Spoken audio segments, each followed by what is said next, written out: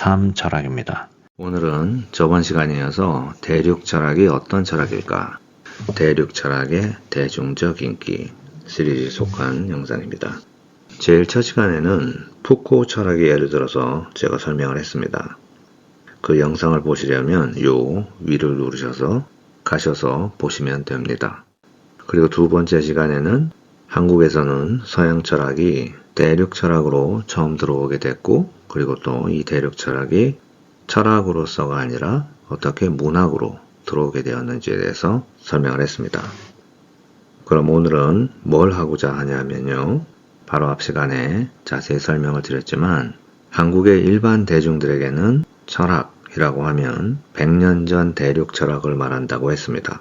서점에 가면 철학 섹션에 꽂혀 있는 거의 전부의 책이 평균을 내면 이 100년 전 대륙 철학자들의 철학입니다. 그죠? 마르크스, 키에르케가르드, 하이데거, 니체, 사르트르 등 지금은 니체가 거의 국민 철학자가 된 것 같습니다. 그래서 보통 한국에서 철학을 어느 정도 공부하신 분들이 가지시는 질문인 현재 서양 철학에서 대륙 철학에 대해 어떻게 생각하냐는 질문은 현재 분석 철학자들이 100년 전 대륙 철학에 대해서 어떻게 생각하냐라는 질문이 됩니다. 그래서 오늘 첫째로는 이 질문에 답을 하겠습니다. 현재 영미의 분석 철학자들이 100년 전 대륙 철학에 대해서 어떻게 생각을 하는가. 그리고 둘째로는 현재 분석 철학자들이 이 100년 전 대륙 철학이 아니고 현재 연구되고 출간되는 대륙 철학에 대해서 어떻게 생각하는지에 대해서 알아보겠습니다. 그리고 마지막은 대륙 철학을 영미에서, 특히 미국에서 박사까지 공부를 할 수 있는 길이 있는지. 왜냐하면 한국에서 대륙 철학 공부한다고 하면 대부분 독일이나 프랑스로 유학을 가잖아요. 그럼 미국에서는 대륙 철학 박사 공부를 할 수 있는 길이 아예 없는지 아니면 있는지 여기에 대해서 알아보겠습니다. 그럼 첫째 질문, 현재 우리에게 잘 알려진 100년 전 대륙 철학에 대해 현재 서양의 분석 철학자들은 어떤 견해를 가지고 있는가? 네, 일반적인 답은 당연히 별 생각이 없다 이겁니다. 왜냐하면 철학 교수에게는 철학이 직업입니다. 본인 분야에서 연구하고 출간해서 인정도 받고 승진도 하고 초청도 받아서 강의도 나가고 이런 걸 위해서 열심히 뛰는데 무슨 100년 전 대륙 철학이 어떤지를 신경을 씁니까? 관심이 없죠, 보통. 우리가 아는 100년 전 분석 철학이 또 있죠. 위트겐슈타인이나 러셀, 무어 이런 100년 전 분석 철학도 본인 전공과 연결이 안 되면 관심이 있기가 참 힘듭니다. 그런데 어떻게 100년 전 대륙 철학에 관심이 갑니까? 안 가죠.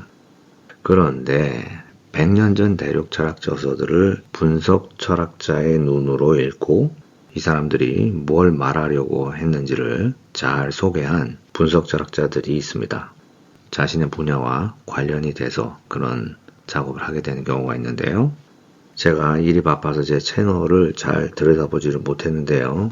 할러데이가 돼서 제가 들어와 보니까 정재현 선생님이라는 분께서 아주 훌륭한 질문을 올리셨더라고요. 이분은 철학 공부를 많이 하신 것 같습니다. 이분께서 피츠버그 학파에 대해서 언급을 하셨습니다. 그래서 조금 제가 말씀을 드리면요. 피츠버그 학파에 대해서 알고 싶으신 분은 2012년에 출간된 책이 있는데요. The Pittsburgh School of Philosophy, Wilfrid Sellers, Robert Brandom, John McDowell 이라는 이 제목의 책입니다. 이 Pittsburgh School of Philosophy라는 이 학파는 그렇게 비중 있는 그런 그룹들은 아닙니다. 피츠버그 대학에 모인 몇몇 교수들이 공동 연구 주제로 한 연구가 있는데요. 그걸 이렇게 소개를 한 겁니다. 여기서 셀러스 교수님은 돌아가신 지 오래됐고요. 오래된 옛날 사람이고요. 피츠버그 대학의 철학 교수였습니다. 그리고 브랜덤하고 맥도웰은 현재 피츠버그 대학의 교수로 계신데 나이가 아주 많으십니다. 그래서 티칭은 안 하시는 것 같더라고요. 이분들은 다 분석 철학자인데요. 피츠버그 스쿨이라는 학파의 주 작업은 대륙 철학을 분석 철학의 툴로 재해석하려는 그런 거는 아닙니다. 이분들은 모두 분석 철학의 주제 분야인 Philosophy of Mind 그리고 Philosophy of Language, 정신철학과 언어철학을 전공하는 분들입니다. 분석철학에서는 정신철학과 언어철학을 같은 분야로 보는 경향이 있습니다. 이게 왜 그러냐면요. 우리가 생각을 한다 이렇게 할 때 사실은 내가 나에게 말을 하고 있는 거잖아요. 혼자 말하는 게 생각입니다. 그죠? 잘 생각해 보시면 제 말이 맞죠? 그래서 우리가 흔히 너는 말하기 전에 생각 좀 하고 말해라 이렇게 말을 하잖아요. 근데 이 말은 정확히 좀 분석적으로 표현을 하자면 너는 남에게 말하기 전에 그런 식으로 말을 하면 남이 어떻게 받아들일지 네 자신과 충분히 대화를 한 다음에 그리고 남에게 말을 하라 이 얘기입니다. 그죠? 그래서 언어와 생각은 같은 거라고 분석 철학에서는 이렇게 봅니다. 그래서 언어와 생각을 붙여서 언어 생각 이렇게 한 단어로 사용을 합니다. 그런데 우리의 이 언어 생각은 세상을 표현하고 이해하는 도구잖아요. 그죠? 그런데 인간의 역사에서 이렇게 보면 세상은 같은데 우리의 언어 생각이 시대마다 바뀝니다. 다시 말하면 세상을 해석하는 인간의 언어 생각이 달라집니다. 물론 세상도 변하죠. 하지만 근본적인 의미에서 세상은 같습니다. 왜냐하면 우리 인간이 같기 때문에. 하지만 이 세상을 해석하는 우리의 언어 생각이 시대마다 달라집니다. 그죠? 그래서 이 피츠버그 대학의 교수님들이 사람의 언어 생각이 과거부터 역사를 통해서 어떻게 변해왔는지를 연구를 한 겁니다. 그런데 그렇게 하려면 과거 대륙 철학이 아주 좋은 예거든요. 헤겔 같은 경우 헤겔은 20세기 초에 대륙 철학이 나오기 이전 사람이지만 이분은 당연히 대륙 철학 전통에 있는 사람으로 봐야 하거든요. 이 헤겔의 횡설수설한 장황한 철학을 깔끔하게 분석적으로 정리를 잘 해놓으셨습니다. 이분들이. 제가 얼마 전 푸코의 횡설수설한 철학을 제 나름대로 여러분께 소개를 해드리려고 저도 분석철학자로서 최대한도로 좀 깔끔하게 정리를 해서 설명을 드렸지 않습니까? 물론 제가 이 셀러스나 브랜덤처럼 이름 있는 철학자는 아닙니다. 저는 여기 미국에 있는 삼류 철학자입니다. 하여튼 분석 철학자들이 이렇게 대륙 철학에 대해서 깔끔하게 정리를 해서 소개를 할 수 있다 이겁니다.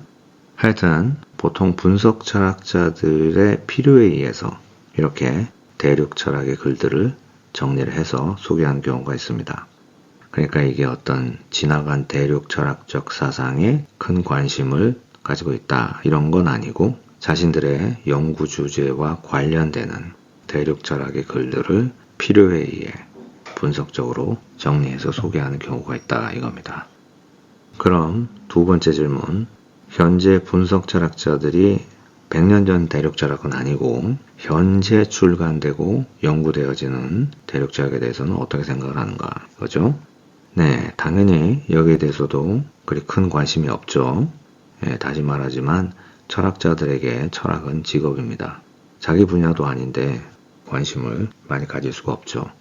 하지만 어떤 시각으로 바라보는가에 대한 거는 말할 수가 있습니다. 분석 철학자들은 여전히 현재 출간되는 대륙 철학자들의 작업에 대해 비판적입니다. 대륙 철학은 애매모호하고 접근성과 실용성이 떨어지는 얘기를 늘어놓는다. 이게 지금 현재도 분석 철학자들이 공통적으로 가지고 있는 현대 대륙 철학에 대한 시각입니다. 제가 첫 시간에 든 푸코 철학에 의해서 보듯이 푸코 철학은 자신의 시스템 안에서 발생하는 논리적 모순을 무마하려고 애매모호한 개념들을 사용을 해서 마치 논리적 모순이 안 되는 것처럼 하려고 한다고 했잖아요. 대륙 철학 이론들이 분석 철학의 눈으로 보면 이렇게 보입니다. 왜냐하면 논리적 측면에서 보니까 그렇습니다. 제 전문 분야인 생명윤리, 의료윤리 분야에서 한 15년쯤 전에 독일에서 들어온 Narrative Ethics라는 장르가 있는데요. 한국어로 번역을 하면 서사윤리 정도 됩니다. 이게 대륙 철학에서 나온 장르입니다. 그런데 이 서사윤리를 하시는 분들이 주장하는 바를 좀 살펴보면요.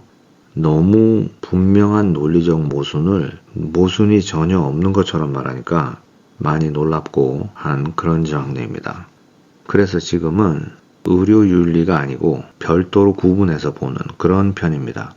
제가 이 서사윤리에 대해서는 따로 소개를 하겠습니다. 저는 이 서사윤리를 논리적 모순을 제외하고는 좀 긍정적으로 보는 편입니다. 그래서 하여튼 분석철학자들은 굳이 현재 출간되는 대륙철학에 대해서 알아볼 특별한 이유가 없다고 생각을 합니다. 여러분께서 슬로베니아의 철학자인 슬로보이 지젝이라는 분에 대해서 들어보신 분이 있을 겁니다. 이분은 활동을 오래 하셨습니다. 지금 2025년 현재 70이 넘으셨으니까요. 이분은 유명한 신막스주의자로 알려져 있습니다. 그런데 분석 철학의 입장에서 보면 이분의 사상은 실제 그 이론이 가지고 있는 가치보다 많이 과장돼서 소개된 경우라고 봅니다. 도대체 뭘 말하려는지 정확히 이해하기가 힘들고 철학자라기보다는 문화비평가 정도로 봐야 한다고 분석철학자들은 생각을 합니다. 그리고 이분이 말하는 사회분석이 분석철학의 분야인 윤리학과 정치철학에 사실 이미 다 있는 내용입니다. 같은 세대를 살고 있는 사람들인데 생각이 다 비슷할 수밖에 없죠. 어떻게 이 지젝이 말하는 사회분석이 이분 글에만 있고 딴 데 없습니까? 그러기가 참 힘들죠, 그죠? 그런데 문제가 이 비슷한 사회분석 내용을 분석철학에서는 20장짜리 논문으로 말하면 대륙철학에서는 책 한 권이 나옵니다. 그 안에 무수한 반복과 애매모호한 말들이 가득 들어있죠. 사실 이 지젝 이분에 대한 비평 중에 이분이 유명해진 이유는 철학계에서 인정보다는 대중들, 특히 사회운동가들과 미디어에서 찬양에 가까운 말들을 해서 유명해졌다는 비평이 있습니다. 개인적으로는 저도 이 미디어에서 말하는 것만큼 훌륭한 철학자로 이분을 생각하지 않습니다. 그런데 현대에 와서 분석철학에 좀 새로운 추세가 생겼습니다. 벌써 꽤 됐는데요. 대륙철학의 장점인 대중들과 소통할 수 있는 이 면을 분석철학에서 본받으려는 그런 노력이 있습니다. 여기 미국의 APA라고요. American Philosophical Association이라는 미국 철학학회가 있습니다. 보통 여기가 철학하는 사람들이 다 모이는 곳입니다. 교수, 대학원생 모두 모이고요. 미국 학회지만 유럽에서도 옵니다. 분석철학, 대륙철학자들이 다 모이는 곳입니다.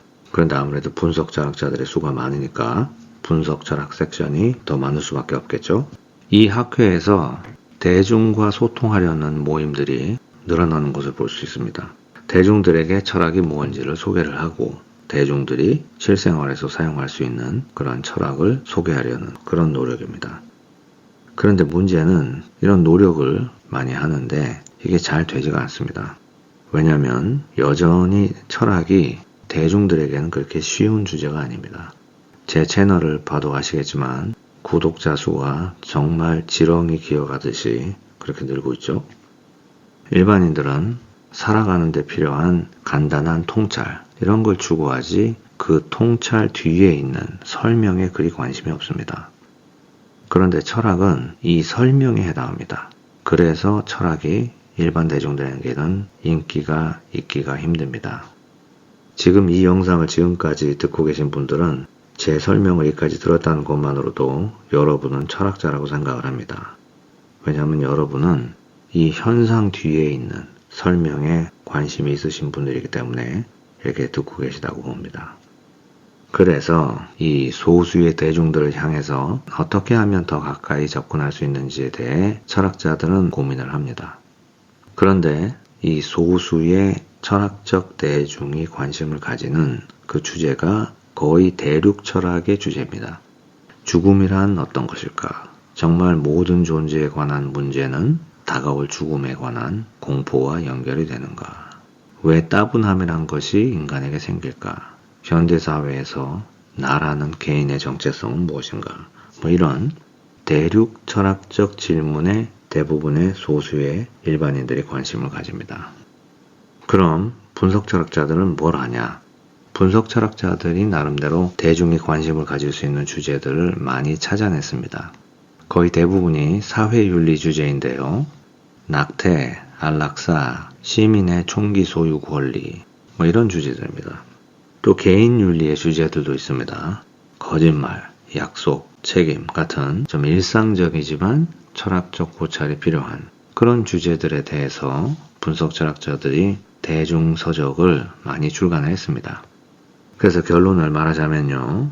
현대 분석 철학자들이 현대 대륙 철학에 큰 관심을 가지고 있기보다는 현대 철학계의 추세가 대중과 소통하려는 노력이 커지고 있기 때문에 현대 대륙 철학자들이 대중들을 위한 서적을 내놓듯이 현대 분석 철학자들도 이런 노력을 하고 있다 이겁니다. 그럼 마지막 영미에서 특히 미국에서 대륙 철학으로 박사 공부까지 할 수 있는 길이 있는지 여러분도 아시겠지만 한국에서는 대륙 철학을 공부한다고 하면 대부분 독일이나 프랑스로 유학을 가잖아요. 그럼 미국에서는 아예 대륙 철학 박사 과정이 없는지 한국에서는 독일이나 프랑스로 유학을 가는 이유는 제가 볼 때는 세 가지입니다. 첫째는 등록금이 거의 없거나 아주 싸고요. 둘째는 박사 과정이 미국에 비해 상당히 짧습니다. 그리고 마지막으로는 미국, 영국같이 박사 입학이 그리 어렵지가 않습니다. 물론 미국, 영국도 명문대학이 아니면 입학이 어렵지 않습니다. 그런데 한국에서는 유학을 가시려는 분이 대부분 이제 명문대를 많이 생각을 하고 계시기 때문에 명문대 기준으로 입학이 어렵다고 말씀을 드린 겁니다. 유럽은 영국을 제외하면 대학의 평준화가 되었습니다. 그래서 독일, 프랑스, 네덜란드 이런 유럽 대륙의 나라들은 명문대라는 것이 없습니다. 그래서 미국, 영국의 명문대와 비교를 해서 독일, 프랑스, 네덜란드 이렇게 유럽 대륙의 대학들은 입학이 상대적으로 쉽습니다. 물론 박사 공부는 교수님을 따라가야 되기 때문에 학교 그 자체가 중요한 건 아닙니다. 하지만 일반적으로 이름 있는 교수님들은 미국과 영국의 명문 사립에 몰려있는 편입니다. 반면 평준화가 된 독일, 프랑스는 유명 교수님들이 여러 대학에 좀 퍼져 있는 편입니다. 그리고 미국, 영국하고 유럽 대륙의 대학 시스템이 좀 많이 틀립니다. 미국, 영국은 교수님이 이 학생을 박사과정으로 받겠다고 해도 대학 본부가 별도로 입학심사를 또 합니다. 그렇기 때문에 미국, 영국의 명문대학은 입학이 어렵습니다. 반면에 독일, 프랑스는 교수가 학생을 받는 것에 대학 본부가 자율성을 많이 인정을 하는 편입니다. 그래서 교수가 이 학생을 뽑겠다 그러면 입학이 거의 됩니다. 그러니까 여러모로 독일, 프랑스에서 좋은 교수님을 찾으면 입학도 진행이 잘 되고 학비도 싸고 과정도 짧고 한국에서 철학으로 유학을 간다고 하면 독일, 프랑스로 유학을 안 갈 이유가 없죠. 그죠? 하지만 또 미국, 영국으로 유학을 가는 것에 또 많은 장점이 있긴 합니다. 그럼 미국만 말씀을 드린다면요. 미국에서 대륙 철학을 박사까지 공부할 수 있는가? 네, 미국에서 충분히 대륙 철학 박사 공부를 할 수 있습니다.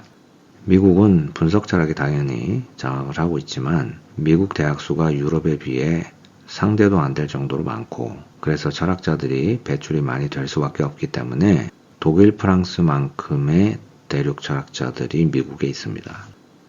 일반적으로 잘 알려진 곳으로는 피츠버그에 있는 듀케인 유니버시티라는 데가 있고요.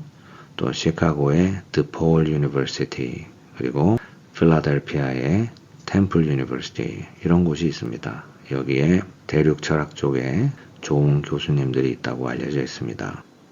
이 외 대학에서도 대륙 철학 분야에 저명한 교수님들이 있습니다. 박사학위는 스승님을 찾아서 공부를 해야 되기 때문에 좋은 교수님을 찾아서 공부를 하시면 됩니다. 영미권에서 분석 철학뿐만이 아니라 대륙 철학으로 박사학위를 하는 것에 대해서 많은 장점이 있습니다. 여러분도 다 아시겠지만 오늘날 학문의 중심은 영어권 문화에 있습니다. 지금은 영어로 공부를 하고 미국 내 철학 교수들과 네트워크를 쌓으며 활동하는 것이 철학 분야에서도 가장 앞서가는 길입니다. 독일이나 프랑스에서 박사학위를 받고 심지어 교수가 되었다고 하더라도 영어로 책을 쓰지 않으면 주요 출판사에서는 출판을 하지 않는 것이 현실입니다. 그래서 등록금 소스가 확보가 되고 입학이 되면 대륙철학 분야에서도 영미권에서 특히 미국에서 대륙철학 박사 공부를 하는 것이 훨씬 여러분에게 이득이 된다고 그렇게 말하고 싶습니다. 네, 오늘은 여기까지 하겠습니다.